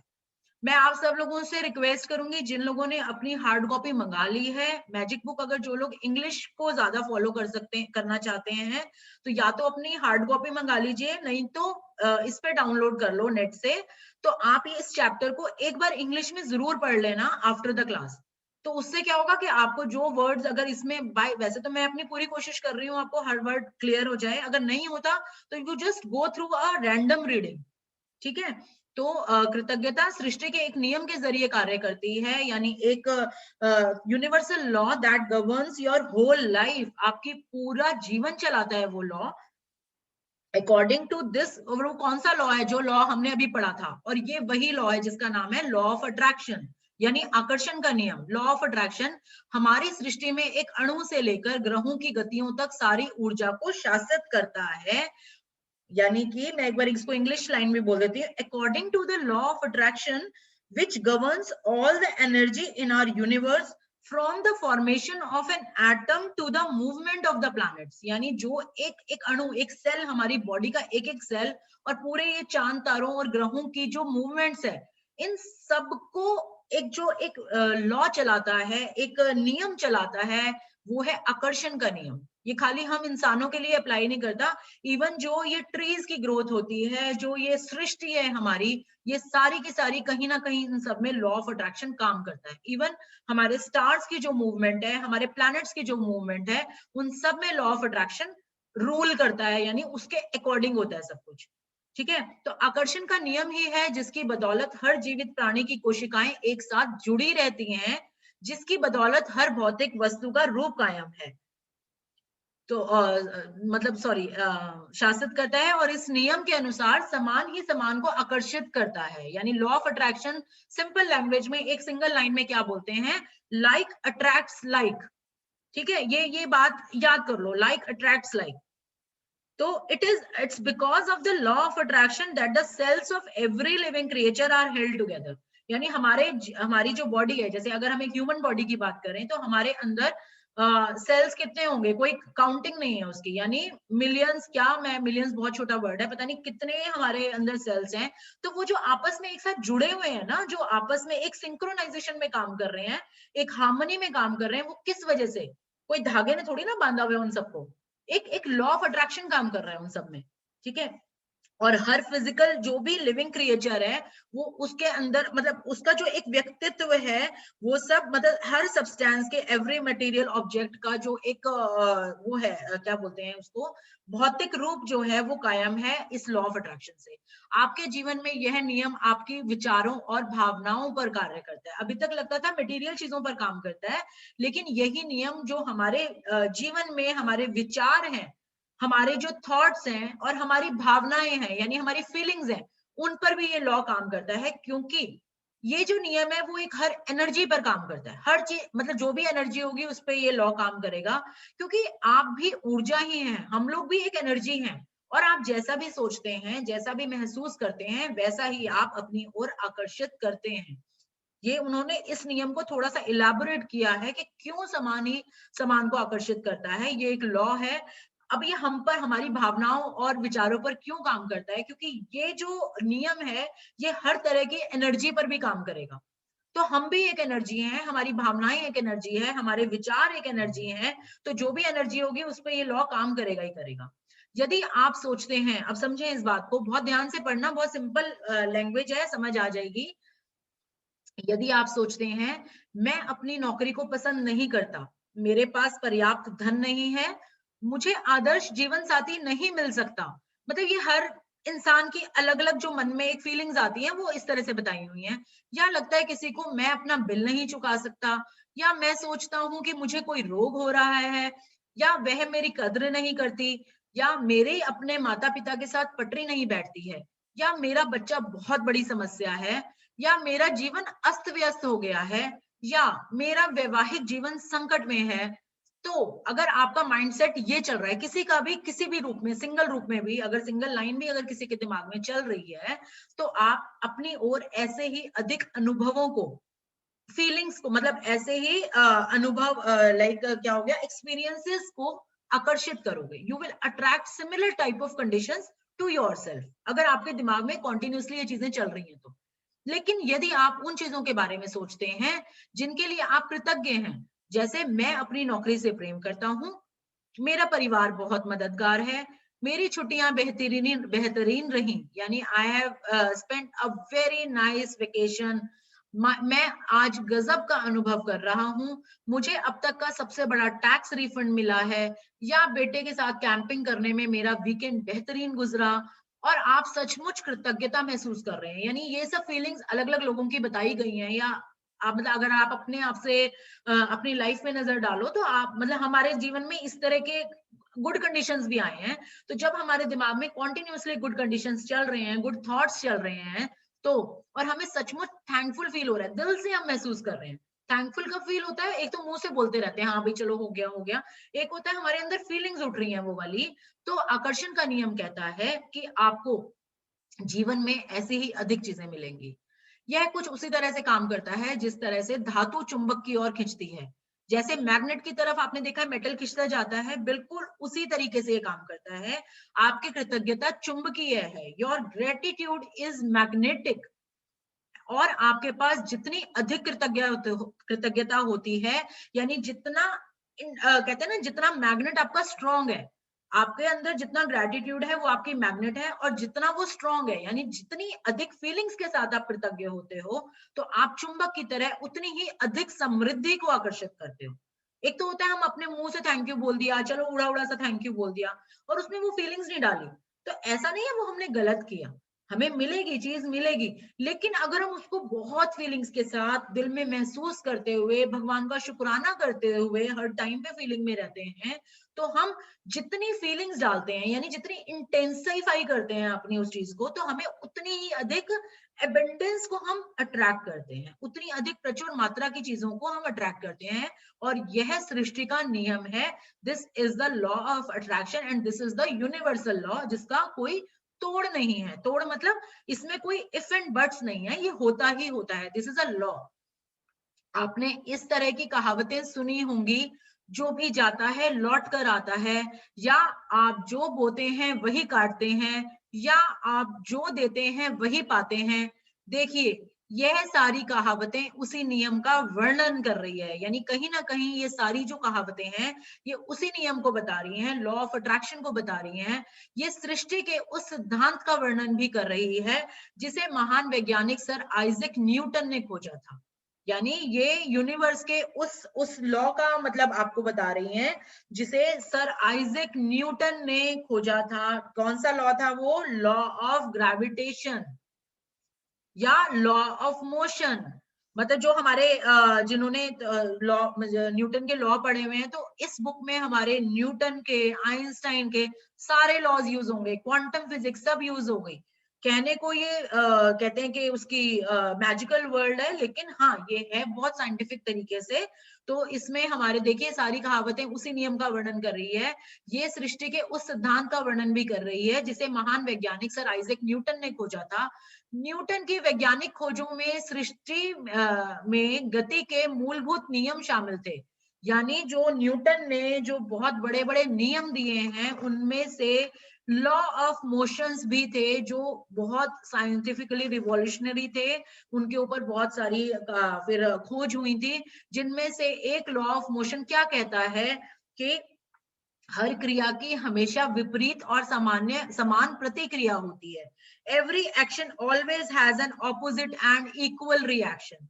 ये सब लोगों ने अपने पढ़ा होगा, नहीं पढ़ा होगा तो बहुत आसान है कि आप जो भी काम करते हो उसकी हमेशा एक ऑपोजिट, और जितनी आपने फीलिंग्स के साथ मतलब जितना आपने जोर से किया उतनी ही तेज प्रतिक्रिया होती है। जैसे आपने एक रबर बैंड को खींचा, ऐसे अपनी तरफ खींचा, तो ये आपने क्रिया की और आपने छोड़ा तो उसकी वो प्रतिक्रिया आई, यानी रिएक्शन आया, तो जितनी तेजी से आपने खींचा उतनी तेजी से हो गया। तो this is law of motion, ये न्यूटन ने दिया था हमें लॉ ऑफ मोशन। तो ये हमारा देखा जाए लॉ ऑफ अट्रैक्शन बिल्कुल इस पे बेस्ड है। तो जब आप कृतज्ञता के विचार को न्यूटन के नियम पर लागू करते हैं तो यह इस प्रकार होता है, यानी अगर हम इन दोनों लॉज को मिला देते हैं तो ये ऐसा बनता है, धन्यवाद देने की हर क्रिया हमेशा पाने की विपरीत प्रतिक्रिया उत्पन्न करती है। यानी कि when you apply the idea of gratitude to Newton's law, it says every action of giving thanks always causes an opposite reaction of receiving. यानी जितनी शिद्दत से आप थैंक यू दे रहे हो उतने ही अमाउंट में आपको मिल रहा है। क्या मिल रहा है? आपका गुड लक, आपकी विशेष या एक गुड कंडीशंस। ठीक है, तो प्रकार होता है धन्यवाद, यानी कि आप पाते हैं और आप जो पाते हैं वह हमेशा आपके द्वारा दी गई कृतज्ञता की मात्रा के समान होगा। यानी जितनी कृतज्ञता आपने दी है उतना ही, यानी अगर 1 किलो कृतज्ञता दी है तो 1 किलो ही आपको वापस मिलेगा, ये कहना चाह रहे हैं काम भाषा में। इसका अर्थ है कि कृतज्ञता की क्रिया पाने की प्रतिक्रिया को शुरू कर देती है, यानी आप जैसे ही यहां से आपने ग्रेटिट्यूड भेजा वहां से आपको मिलना शुरू हो गया। तो this is the process basically. And आप जितनी ईमानदारी और गहराई से कृतज्ञता महसूस करते हैं, दूसरे शब्दों में जितनी अधिक कृतज्ञता देते हैं वो आप उतना ही अधिक पाएंगे। तो ये लॉज हैं हमारे साइंस के, कह लो जो न्यूटन के लॉज हैं, ये सब मिलाकर ये सब लॉ ऑफ अट्रैक्शन, ये सारा हमारी फीलिंग्स की दुनिया में ये सब ऐसे काम करते हैं। ठीक है, तो अब है हमारा, अच्छा मैं आपको बताऊं आज 7:30 होने वाले हैं, तो जो आज हमने प्लान किया था तो हमारे अभी 1-2 पेज अभी रह गए हैं। तो वी हैव एन ऑप्शन कि जिन लोगों को, वैसे तो देखो आज संडे है, अभी थोड़ा सा हम 10 मिनट और लगा सकते हैं इसके ऊपर, लेकिन अगर किसी को जाना है या लॉग ऑफ करना है, आप लोग आराम से बेशक से जा सकते हैं। And you can have recording from me. आपको सिर्फ एक बार, अभी तक क्योंकि मैंने ग्रुप नहीं बनाया है तो आपको मेरे को सिर्फ एक बार मैसेज करना होगा कि आपको आज की रिकॉर्डिंग चाहिए। लेकिन हाँ, मैं ये 2-3 पेज आज पढ़ना चाहूंगी, नहीं तो कल फिर से देर हो जाएगी, हमें एक दिन और लगाना पड़ेगा उसमें। ठीक है, तो अभी ये 2-3 पेज हमने और पढ़ने हैं, तो ये मैं इसको कंटिन्यू करती हूँ। Within 10 minutes we will wind up the class. तो अब है कृतज्ञता का स्वर्णिम धागा, the golden thread of gratitude. हजारों हजार साल पहले से मानव जाति के शुरुआती अभिलेखन में भी कृतज्ञता की शक्ति के बारे में बताया गया है। Dating back thousand and thousands of years to the earliest recordings of humankind. जब से मानवता शुरू हुई, ग्रंथ लिखने शुरू किए गए, तो जो शुरुआती हमारे जो ग्रंथ हैं, जो मतलब हमारी जो लेख लिखे गए हैं, उन सब में ग्रैटिट्यूड की पावर बताई गई है और उसको प्रैक्टिस भी किया गया है। वो जब इन्होंने, रोंडा बर्न ने सारी रिसर्चेस करी तो उनमें से ये सब चीजें निकल कर आई। और अब इस जो पेज हम पढ़ने जा रहे हैं उसमें अलग अलग धर्मों में किस किस तरीके से ये लाइनें कही गई थी वो हम पढ़ने वाले हैं, जिससे जो लोग थोड़ा सा धर्म की तरफ इंक्लाइंड होते हैं, तो जो लोग थोड़ा सा ये कह लो कि हमारे पुरानी चीजों की तरफ इंक्लाइंड है, तो उनको पता लगेगा कि हर धर्म में कृतज्ञता को कितनी इंपॉर्टेंस दी गई है, या ये कहो कि बेसिक कृतज्ञता बोला गया है।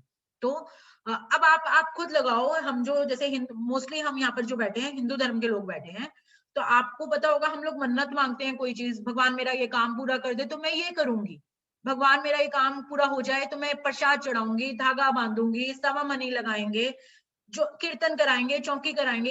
ये क्या होता है? आपने भगवान को रिश्वत दी हुई है क्या? बिजनेस डील चल रही है? नहीं, हमें नहीं पता इसका मेन मकसद क्या है, एक्चुअली क्या है। This is a type of gratitude. ये आप धन्यवाद देने का एक तरीका बनाया गया है, जो कि ठीक है हम लोग फॉलो करते आ रहे हैं शायद, लेकिन अगर आप उसको ध्यान से सोचो तो हम क्या कर रहे हैं, हम एक तरीके से भगवान को धन्यवाद देने की प्रक्रिया है। हाँ, लेकिन ये है कि हम वो पहले एक डील सी कर लेते हैं भगवान जी से कि भगवान जी आज मेरे बच्चे का एडमिशन हो जाएगा ना, मैं तो सवा मनी लगाऊंगा। तो ये एक तरीके से लगती डील है, लेकिन जो ये हमने किया था वो क्या था, वो एक तरीके से भगवान को धन्यवाद देने की प्रक्रिया है कि मेरा ये काम हो गया तो धन्यवाद के रूप में आपने सवा मनी लगाई। तो these are all the type of gratitudes. जब आप इसमें आगे बढ़ोगे आपको समझ आएगा कि हाँ ये सारी चीजें ये ग्रैटिट्यूड देने के तरीके ही तो है, और क्या है। तो अब हम पढ़ते हैं डिफरेंट डिफरेंट धर्मों में क्या चीजें हैं। यह सदियों से महाद्वीपों के पार एक सभ्यता से दूसरी सभ्यता तक हस्तांतरित होती रही थी, यानी सिविलाइजेशन से सिविलाइजेशन, एक देश से दूसरे देश, ये सारी चीजें हर जगह हर धर्म में है, प्रेजेंट है। कृतज्ञता ईसाई, इस्लाम, यहूदी, बौद्ध, सिख और हिंदू सभी धर्मों के मूल में है, यानी सभी के रूट में है ग्रैटिट्यूड। मोहम्मद ने कहा था, यानी इस्लाम धर्म की अगर हम बात करें तो मोहम्मद ने कहा था कि आपको जो विपुल समृद्धि मिली है, यानी जो आपको अबंडेंस मिली है, उसके लिए कृतज्ञता सबसे अच्छी गारंटी है कि यह समृद्धि जारी रहेगी। यानी आपको जो भगवान ने दिया हुआ है, अगर आप उस अबेंडेंट को, यानी उन सारी खुशियों को या उन सारी भौतिक चीजों को भी, जो पैसा आपको मिला है, हेल्थ आपको मिली है, अगर आप उसको पूरी जिंदगी कैरी करना चाहते हो, आप चाहते हो ये सब ऐसे ही चलता रहे, तो उसके लिए जो सबसे अच्छी प्रैक्टिस है दैट इज ग्रैटिट्यूड, ग्रेटफुल रहना। बुद्ध ने कहा था, महात्मा बुद्ध ने क्या कहा था कि आपके पास कृतज्ञता और खुशी के अलावा किसी चीज का कोई कारण नहीं है। यानी Buddha said that you have no cause for anything but gratitude and joy. आप पढ़ते जाएं और आप इसका आराम से मतलब समझना, आपको पता चलेगा हर चीज के मूल में कृतज्ञता को प्राइम इंपॉर्टेंस दी गई है, यानी हर चीज का जो रूट है दैट इज ग्रेटफुलनेस।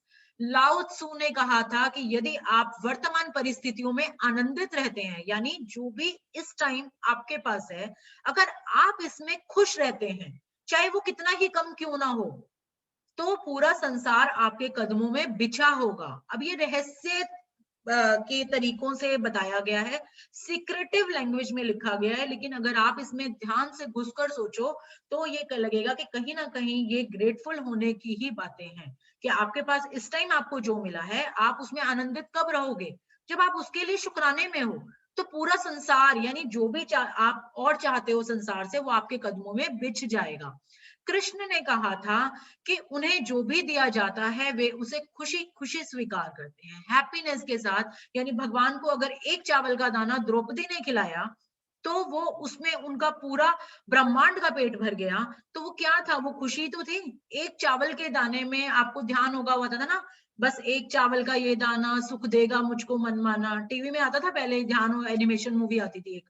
तो एक चावल के दाने में उनको अपार सुख मिल गया था, वे उसे खुशी खुशी स्वीकार करते हैं। तो ये हमारे हिंदू धर्म में हमारे कृष्ण भगवान ने कहा हुआ है। सम्राट डेविड ने पूरे संसार की हर उस चीज को धन्यवाद देने को कहा था जो धरती और स्वर्ग के बीच में मौजूद है। सम्राट डेविड ने, यानी जो इस धरती पर, यानी इस लोक में और मृत्यु के बाद स्वर्ग लोक के बीच में जितना भी कुछ है, जो भी हमें लाइफ में मिल रहा है, जो भी हमारे आसपास है, आप अगर हर उस चीज को धन्यवाद देते हो तो आप पूरी लाइफ एबेंडेंट में निकालते हो, एबेंडेंस में निकालते हो। और ईसा मसीह ने हर चमत्कार करने से पहले धन्यवाद कहा था। जीसस क्राइस्ट ने हर अपने जो चमत्कार करते थे या वो कोई भी मिराकल परफॉर्म करते थे, जिनको ईसा मसीह का पता है, वो हर उससे पहले थैंक यू बोलते थे। कृतज्ञता का अभ्यास ऑस्ट्रेलिया के मूल निवासियों से लेकर अफ्रीका के मासाई तथा और जुलू तक, अमेरिकी नवाजों, शॉनी और चेरिकी से ताहिती, एस्किमो और माओरी के वासियों तक सबसे प्राचीन परंपराओं की जड़ में है। ये सब पुरानी पुरानी सिविलाइजेशंस के नाम हैं। ये इसलिए बार बार बता रहे हैं कि हम कोई अनोखी चीज नहीं करने बैठे हैं। जब से ये सृष्टि बनी है तब से हर सिविलाइजेशन ने संसार के हर एरिया में, हर धर्म में कृतज्ञता को प्राइम रूप में माना गया है, चाहे है हमारे भी धर्मों में, चाहे वो अब तक हमारी नजरों के सामने क्लियर था या नहीं था। लेकिन क्योंकि अब हम इस बेस पर चले हैं तो ऑब्वियसली वो हमें बताएंगे कि हमें कहाँ कहाँ कृतज्ञता का वर्णन किया गया है। तो शॉनी नेटिव अमेरिकन लीडर थे टेक्यूम से 1768 टू 1913। तो उन्होंने हमें ये सेइंग दी है कि जब भी आप सुबह उठें, प्लीज समझें इस बात को, बहुत सिंपल चीज है, हालांकि ये सब आपसे करवाएंगे अभी आगे, लेकिन आप इसमें पढ़ें कि उन्होंने क्या कहा था। जब भी आप सुबह उठें, सुबह की रोशनी के लिए धन्यवाद दें, अपने जीवन और शक्ति के लिए धन्यवाद दें, क्योंकि किसी भी इंसान को एक अगली सांस का भी नहीं पता कि उसके पास है या नहीं है। तो अगर हमें अगली सांस मिल रही है, अगली सुबह देखने को मिल रही है, अगली सुबह की रोशनी देखने को मिल रही है, तो क्या हमें इसमें एक भगवान के लिए थैंक यू नहीं बनता? अपने भोजन और जीने के आनंद के लिए धन्यवाद दें। यदि धन्यवाद देने का कोई कारण आपको नजर नहीं आता तो इसमें सृष्टि का दोष नहीं है, तो दोष आपका ही है। अगर आपको किसी भी चीज में लगता है कि इसमें थैंक यू की क्या जरूरत है, तो इसमें दोष किसी और का नहीं है, दोष आपका है। क्योंकि इस जीवन में अगर हमें चींटी बराबर दाने से लेकर पहाड़ जितनी अगर कोई चीज मिली है तो हर वो चीज धन्यवाद की हकदार है। ठीक है। अब इतिहास में बहुत से मशहूर लोग हुए हैं जिन्होंने कृतज्ञता का अभ्यास किया और जिनकी उपलब्धियों ने उन्हें महापुरुषों की श्रेणी में ला खड़ा किया। Gandhi ji, Mother Teresa, Martin Luther King Junior, Dalai Lama, Leonardo da Vinci, Plato, Shakespeare, Aesop, Blake, Emerson, Dickens, Proust, Descartes, Lincoln, Jung, Newton, Einstein और बहुत सी अन्य हस्तियां। इनमें से बहुत से शायद नाम आप नहीं जानते होंगे, लेकिन जिनके जानते हो, बट ये मान लो कि ये नाम अगर यहाँ दिए गए हैं, ये तो ये बहुत बड़े महापुरुष थे संसार के अलग अलग हिस्सों में। तो इन सब लोगों ने ग्रैटिट्यूड की प्रैक्टिस की थी, कृतज्ञता का अभ्यास किया गया था। और कितने मजे की बात है कि हमारे इंडियन गांधी जी का नाम इसमें सबसे पहले, उस पूरी लिस्ट में सबसे पहले रोंडा बर्न ने दिया हुआ है। ठीक है, तो अल्बर्ट आइंस्टाइन यानी जो एक महान वैज्ञानिक थे, उनकी वैज्ञानिक खोजों ने संसार को देखने के हमारे तरीके को बदल कर रख दिया। यानी उनकी जो खोज थी, अब जरूरी नहीं है आइंस्टाइन की खोजें आप सब लोगों को सबको मालूम हो, लेकिन मैं मतलब आप जिनको भी पता है, सबने स्कूल टाइम में पढ़ा हुआ है, शायद अभी याद नहीं होगा। आइंस्टाइन की जो डिस्कवरीज थी उसने साइंस में रिवॉल्यूशन लाके रख दिया था। मतलब ऐसी ऐसी डिस्कवरीज उन्होंने दी थी। तो उन्होंने संसार को देखने के हमारे तरीके को बदल दिया था, जो उन्होंने साइंस में अपनी डिस्कवरीज दी थी। और जब उनसे उनकी विराट उपलब्धियों के बारे में पूछा गया, यानी जब उनसे उनकी जो महान महान उन्होंने डिस्कवरीज की थी, जो तो उनसे अगर पूछा गया तो उन्होंने सिर्फ दूसरों को धन्यवाद देने का उल्लेख किया। उन्होंने सिर्फ ये कहा कि मेरे ये काम के लिए उसको थैंक्स, उसको थैंक्स। कभी उन्होंने ये नहीं कहा कि मैंने कुछ किया। उन्होंने अपनी हर उपलब्धि के लिए सिर्फ दूसरों को थैंक्स किया। आइंस्टाइन इतिहास के सबसे प्रतिभाशाली व्यक्तियों में से एक थे, लेकिन उन्होंने दूसरे लोगों को उनके काम के लिए दिन में 100 से अधिक बार धन्यवाद दिया। एक दिन में 100 से अधिक बार धन्यवाद देते थे दूसरे लोगों को। तो वो वर्ल्ड में किस लेवल पर थे आप सब जानते हैं। क्या इसमें हैरानी की कोई बात है कि जीवन के इतने सारे रहस्य अल्बर्ट आइंस्टाइन के सामने उजागर हुए? तो अब आपको कोई हैरानी होती है कि क्यों हुआ, उन्होंने इतनी इन्वेंशंस क्यों दी? क्योंकि उन्होंने जीवन अपने हर दिन में सिर्फ कृतज्ञता को अपनी लाइफस्टाइल बनाया हुआ था। क्या इसमें कोई हैरानी की बात है कि अल्बर्ट आइंस्टाइन ने इतिहास की कुछ सबसे महानतम वैज्ञानिक खोज की? उन्होंने जीवन के हर दिन कृतज्ञता का अभ्यास किया और बदले में उन्हें समृद्धि के कई रूप प्राप्त हुए। अबेंडेंस के भी ना रूप होते हैं। लोग जनरली अबेंडेंस को पैसे से मान लेते हैं कि जिसके पास पैसा बहुत है तो उसको अबेंडेंस मिली हुई है, लेकिन अबेंडेंस खाली पैसा नहीं होता। कुछ लोग मतलब जो अपने करियर में अबेंडेंट हो जाते हैं, हेल्थ में मतलब हर चीज में प्रचुर मात्रा में आप एक अच्छी लाइफस्टाइल, तो दैट इज कॉल्ड अबेंडेंस। तो उनको समृद्धि के कई रूप प्राप्त हुए।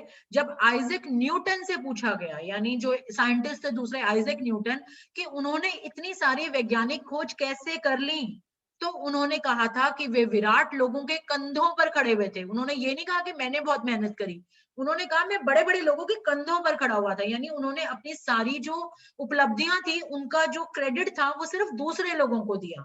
आइजैक न्यूटन को हाल ही में वैज्ञानिक और मानव जाति के प्रति सर्वाधिक योगदान देने वाला इंसान घोषित किया गया है। यानी 2012 में ये बुक आई है, उसके आसपास जो आइजैक न्यूटन को अवार्ड दिया गया था साइंस और ह्यूमैनिटी के लिए, जो जिसने सबसे ज्यादा अपना कंट्रीब्यूशन किया है, उनको वो बताया गया। लेकिन वे भी अपने से पहले आए लोगों के प्रति कृतज्ञ थे। यानी उन्होंने भी क्या प्रैक्टिस की थी पूरी टाइम? कृतज्ञता। जो उनसे जो भी जुड़े हुए लोग थे उनके लिए वो कृतज्ञ थे। जिन वैज्ञानिकों, दार्शनिकों, खोजियों और आविष्कारिकों तथा पैगंबरों ने कृतज्ञता का अभ्यास किया था, उन्हें इसके बहुत अच्छे परिणाम मिले और अधिकतर को इसकी आंतरिक शक्ति का ज्ञान था।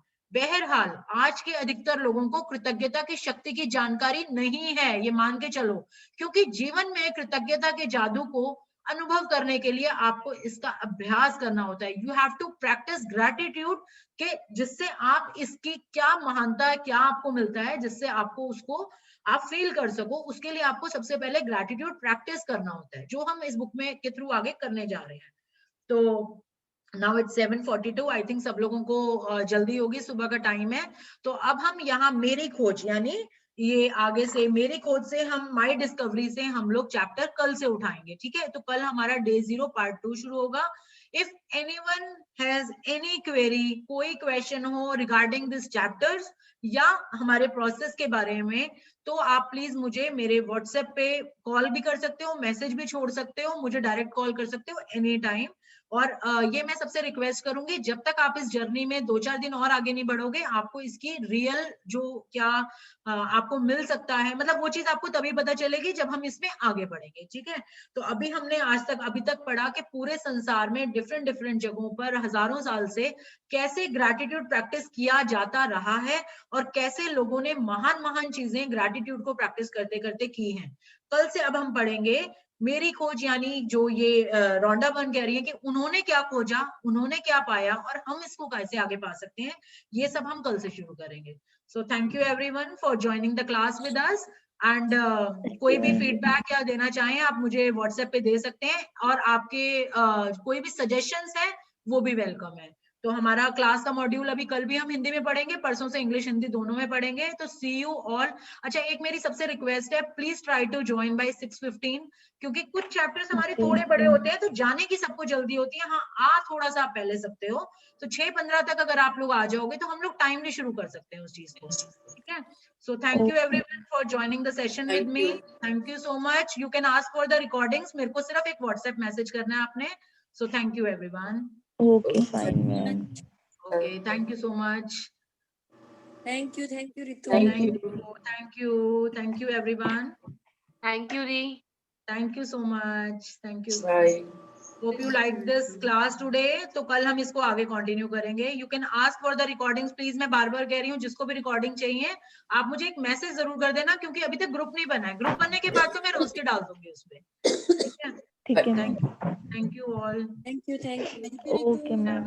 Thank you. Have a good day to everyone. Same to you, Didi. Thank you so Okay, much. bye. Bye.